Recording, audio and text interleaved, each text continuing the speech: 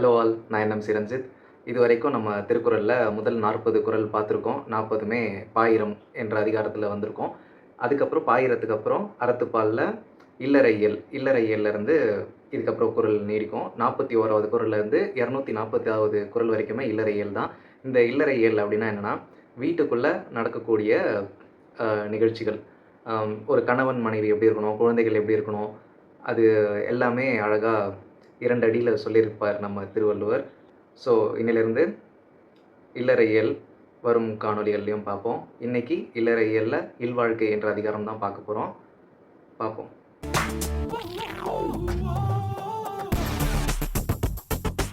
5வது அதிகாரம் 41வது குறள்.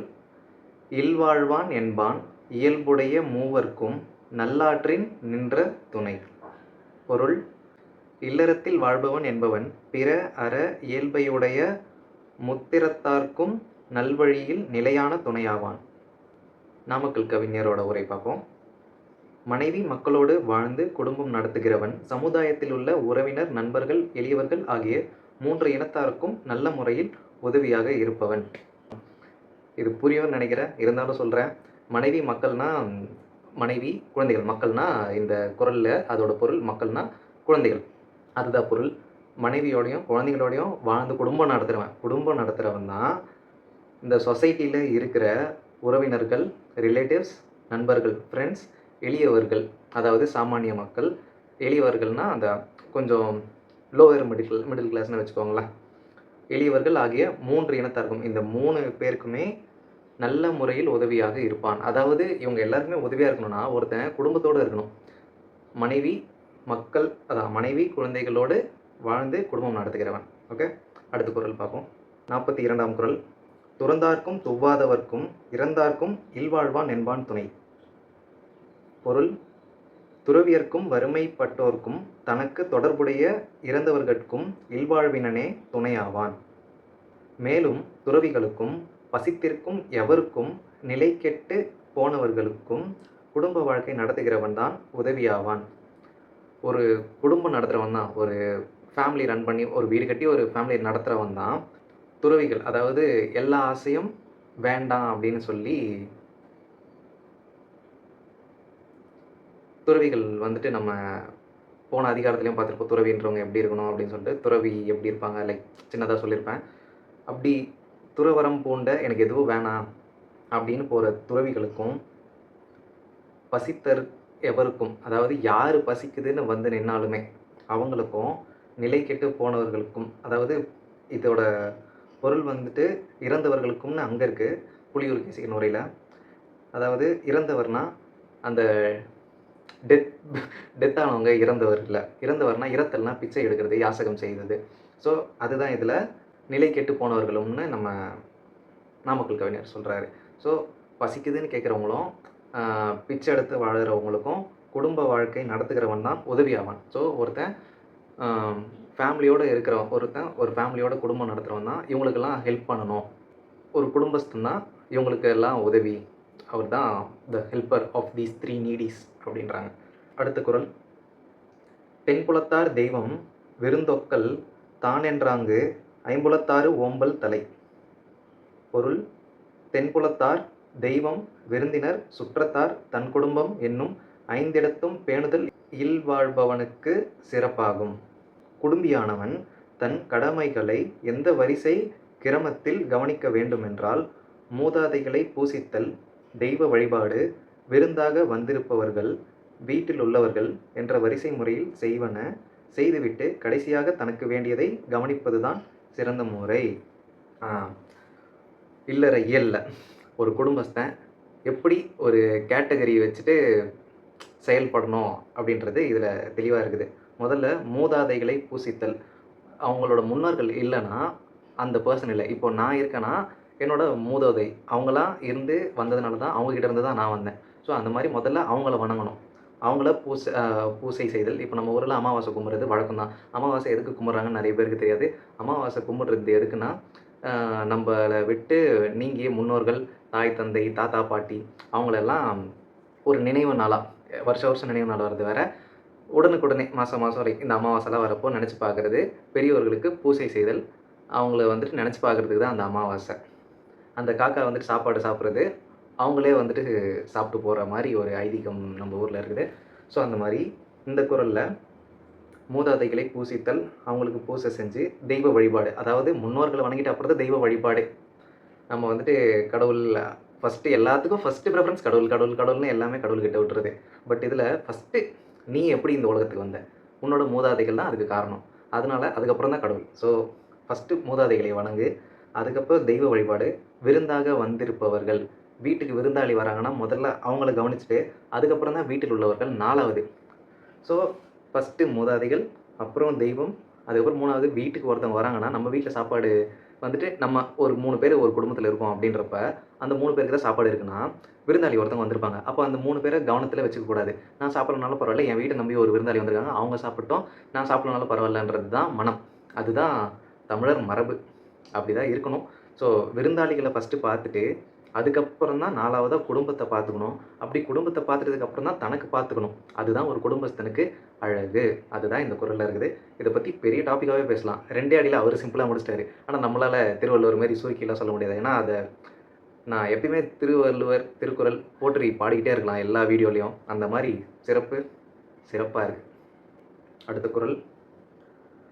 பழியஞ்சி பாத்தூன் உடைத்தாயின் வாழ்க்கை வழியஞ்சல் எஞ்ஞான்றும் இல்.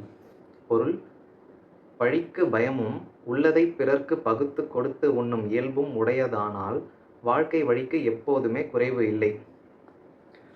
யாராச்சும் ஒருத்தவங்க தப்பாக சொல்கிறாங்க, பழி சொல்கிறாங்கன்ற அந்த பேச்சுக்கு பயமும், உள்ளதை பிறர்க்கு பகுத்து கொடுத்து உண்ணும் இயல்பு உடையதானால்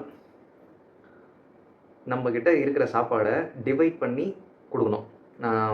2 பேர் இருக்காங்கன்னா நீ பாதி நான் பாதி, 3 பேர் இருக்காங்கன்னா அதில் அப்படியே சரிக்கு சமமாக 3 பேர் 4 பேர், இல்லை எனக்கே இவ்வளோ பத்தாது நீங்கள் கொஞ்சம் சாப்பிடு, அப்படி ஒதுக்கக்கூடாது. எல்லாருக்குமே ஈக்குவல் ஷேர்.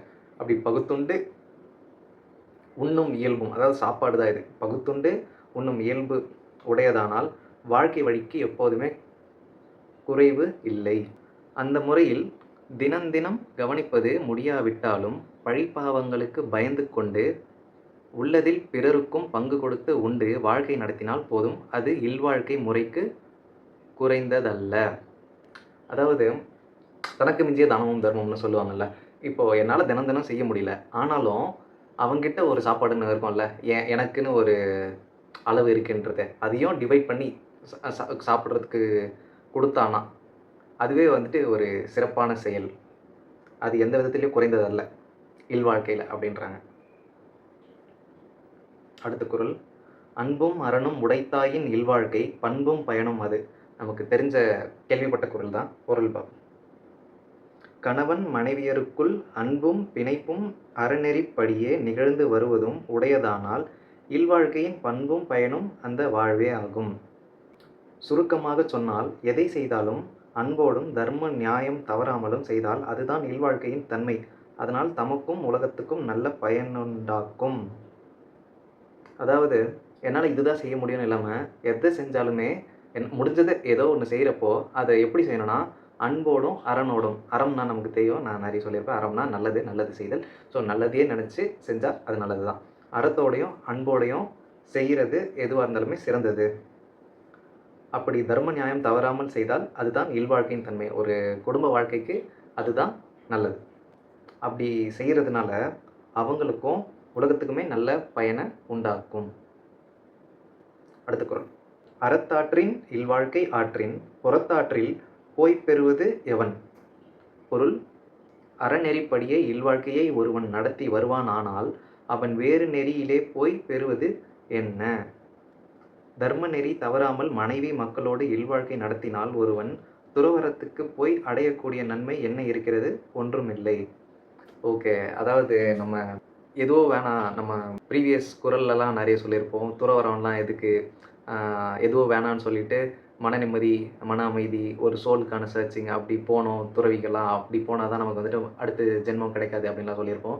இதில் வந்துட்டு தர்ம நெறி தவறாமல் மனைவி மக்களோடு இல்வாழ்க்கை நடத்தினால், ஸோ மனைவியோடையும் குழந்தையோடையும் தர்ம நெறி, ஒருவனுக்கு ஒருத்தி, ஒருத்திக்கு ஒருவன், கல்லானாலும் கணவன் புல்லானாலும் புருஷன் அப்படின்னு ஒரு குடும்பம் இருக்கணும். அதுக்கு பேர் தான் குடும்பம். இந்த சைட் சிக், மெயின் சிக் அப்படின்னு இந்த ஜென்ரேஷனுக்கு அவங்களுக்குலாம் சுத்தமாக புரியாது.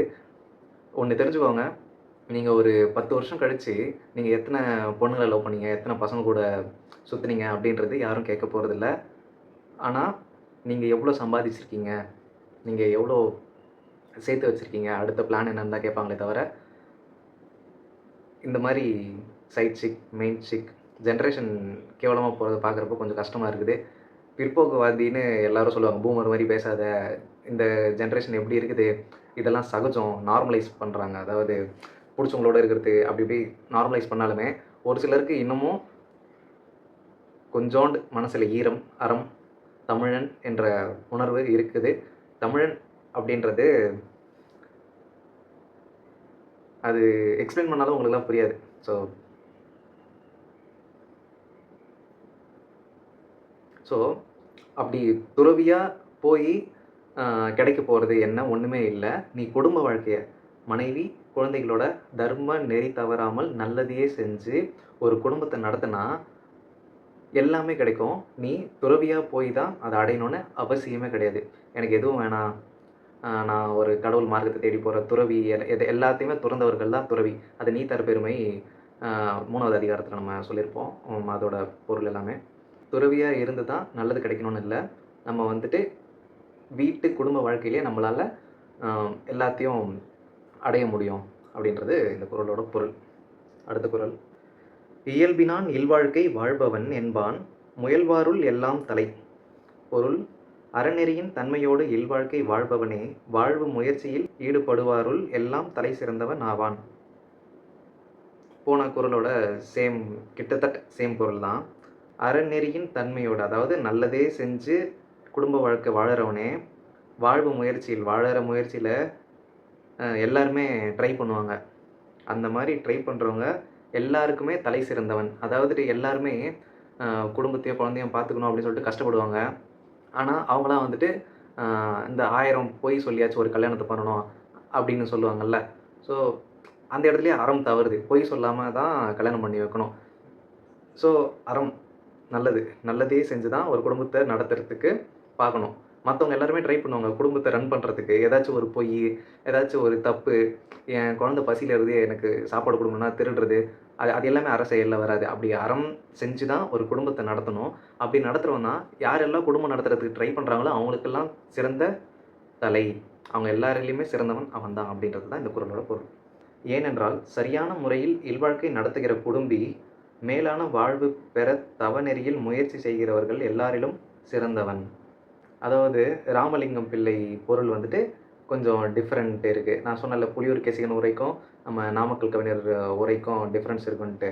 ஸோ அந்த மாதிரி டிஃப்ரென்ஸ் வந்துட்டு போன இதில் என்னோட புரிதலுக்கு ஏற்ற மாதிரி நான் பொருள் சொன்னேன். இதில் வந்துட்டு இதிலே என்னோட புரிதல் தான் இருந்தாலும் இதில் இருக்கிற பொருள் நான் சொல்கிறேன். அதாவது சரியான முறையில் குடும்பம் நடத்துகிற ஒருத்தன் இந்த தவம் மேற்கொண்டு தவ வாழ்க்கைக்கு போகிறாங்கல்ல, துறவறம் போகிற துறவிகள், அவங்க வந்துட்டு ரொம்ப ட்ரை பண்ணுவாங்க. They are trying hard to be in a peace state. அதாவது துறவறம் பூண்டு வாழ்க்கைனா என்ன, இதுதான் வாழ்க்கை அப்படின்னு எல்லாத்தையும் துறந்துட்டு ஒரு மன நிம்மதியான வாழ்க்கைக்கு போகிறவங்க தான் துறவி. ஆனால் அப்படி யாரெல்லாம் முயற்சிக்கிறாங்களோ அவங்களாம் முயற்சி தான் பண்ணுறாங்க. முதல்ல அவங்க வந்துட்டு எல்லா ஆசைகளையும் துறக்கணும். அவங்க போடுற ஆடைகளை துறக்கணும். அவங்களோட ஆசைகள், அவங்க கண்ணால் பார்க்குறது, எது மேலேயும் ஆசை இல்லாமல், ஸோ எல்லாத்தையுமே துறந்துட்டு ட்ரை தான் பண்ணுவாங்க. அது ட்ரை பண்ண அதுக்கப்புறம் தான் அவங்களுக்கு வந்துட்டு அந்த தவத்தினால, அதாவது துறவிகள்லாம் ஒரு டைமுக்கு அப்புறம் தான் எல்லாத்தையும் இழந்து வருவாங்க. அந்த ஒரு நல்லது இல்லை கடவுளோட அருள் ஏதோ ஒன்று கிடைக்கும். அதுக்கு வந்துட்டு மிகுந்த கவனமாக இருக்கணும், எது மேலேயும் ஆசைப்படாமல் இருக்கிறதுக்காக.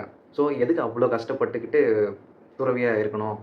அதுக்கு எல்லாத்துக்குமே தலை சிறந்தவன் யாருன்னா, ஒரு நல்ல குடும்ப வாழ்க்கை நடத்துகிறவன்.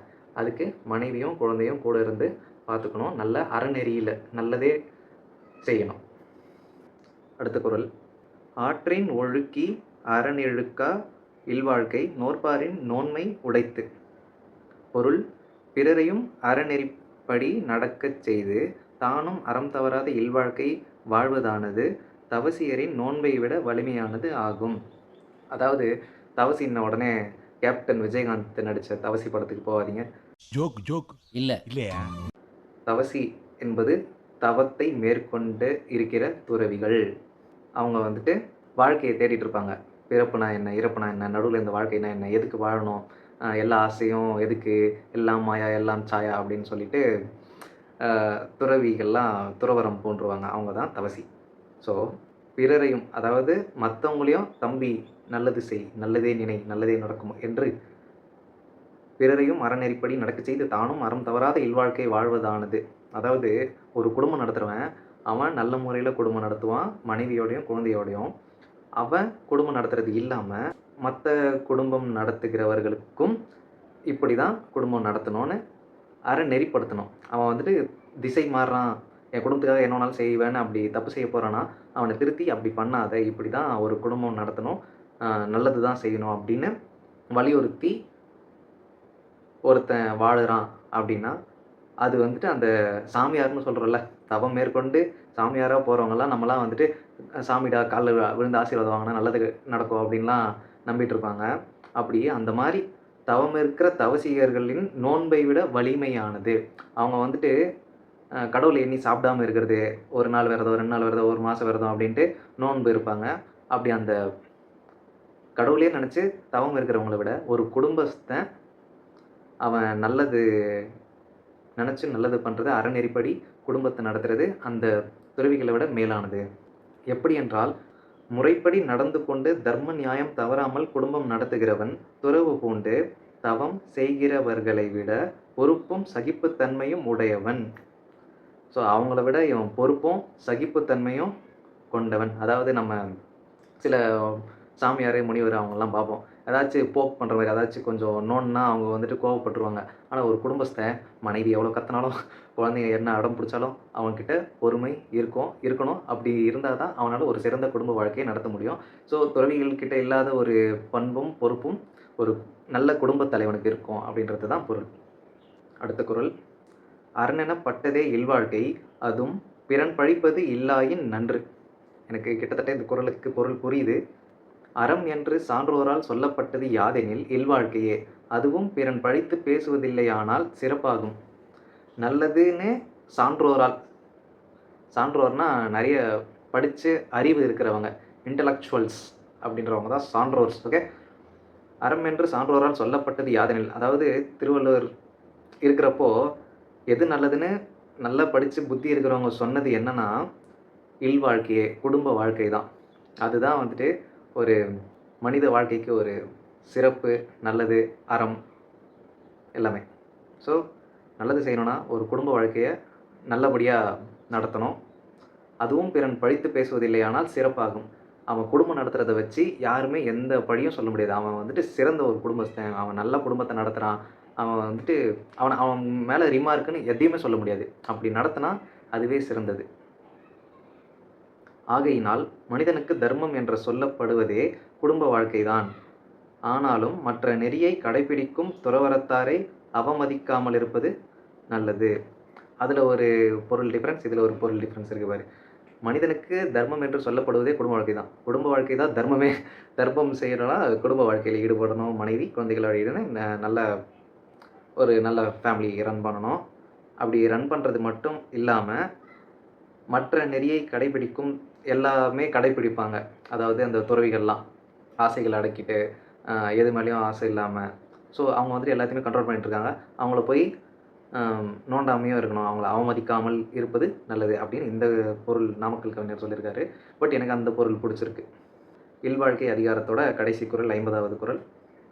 வையத்துள் வாழ்வாங்கு வாழ்பவன் வானுரையும் தெய்வத்துள் வைக்கப்படும். நல்லா இருக்குல்ல? எனக்கு இந்த குறளுக்கும் கிட்டத்தட்ட பொருள் புரியுது. உலகத்தில் வாழும் நெறிப்படியே வாழ்பவன் வானகத்தே வாழும் தெய்வத்துள் ஒருவனாக கருதி நன்கு மதிக்கப்படுவான். புரியுதோ? புரியும். கடவுளை அடைய வேண்டும் என்று தானே துறவறத்துக்கு போகிறார்கள். துறவறத்துக்கு போகாமலேயே உலகத்தில் வாழ வேண்டிய முறைப்படி குடும்ப வாழ்க்கை நடத்துகிறவன் வேறு முயற்சி இல்லாமலும் வானத்தில் இருக்கிற தெய்வத்தோடு சேர்க்கப்படுவான். இப்பயாச்சும் புரியுதா? துறவிகள்லாம் கடவுளை அடையணும்னு தான் அவங்க துறவறம் போகிறது.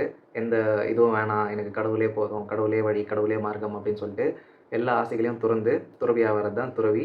அவங்க வந்துட்டு ரொம்ப கஷ்டப்படணும். ஐம்புலன்களையும் ஐம்பொறிகளையும் அடக்கிட்டு தான் அந்த ஸ்பிரிச்சுவல் பிளேஸுக்கு அவங்களால அச்சீவ் பண்ண முடியும். நல்லா தவம் இருந்து, எல்லா ஆசைகளையும் துறந்து, அப்படி தான் இருந்து, அப்படி அந்த கடவுளை அடையக்கூடிய வழி அவங்களுக்கு வந்துட்டு ரொம்ப கடினமான ஒரு பாதை அது. அதில பயணிக்கிறது ரொம்ப கஷ்டம், ரொம்ப சிரமம். எல்லாராலயும் சாமியார் ஆயிட முடியாது. அதுக்கு வந்துட்டு ஒரு பெரிய மன தைரியமும், மனப்பக்குவம் ரொம்ப வேணும். அப்படி அவங்க போயிட்டு கடவுள அடையிறது அவங்க ரொம்ப சிரமப்பட்டு தான் அடைவாங்க. ஆனா, அந்த சிரமம் எதுக்கு நீ படணும்? அத விட ஈஸியா குடும்ப வாழ்க்கையில இருக்குது.